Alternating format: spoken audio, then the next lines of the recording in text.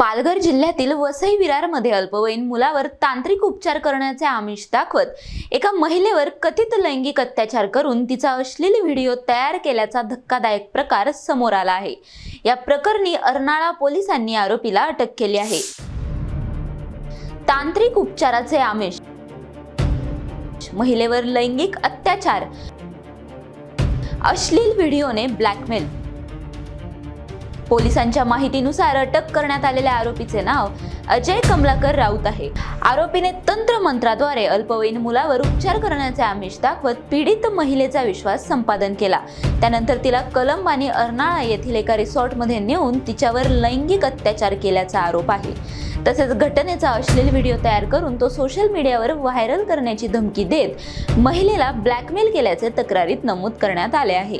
तक्रारीनंतर अर्नाळा पोलिसांनी गुन्हा दाखल करून आरोपीला अटक केली असून तो सध्या पोलीस कोठडीत आहे। या प्रकरणाचा पुढील तपास सुरू आहे। एक दुष्कर्म महिलेबरोबर घडल्याची घटना घडली आहे आणि सन 2023 ते 24 दरम्यान या गुन्ह्यातील पीडित महिला आहे।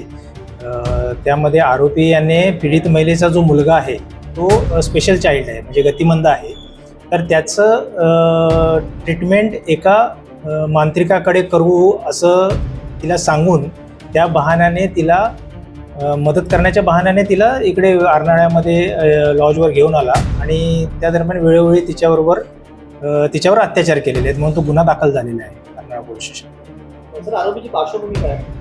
आरोपीची पार्श्वभूमी सध्या तरी आम्ही त्याची पडताळणी करतोय आणि गुन्हा सध्या इनिशियल स्टेजमध्ये आहे। त्यामध्ये जे निष्पन्न होईल त्याप्रमाणे पुढील कारवाई करण्यात येईल। Govardhan Bihade, NTV news Marathi, Palghar.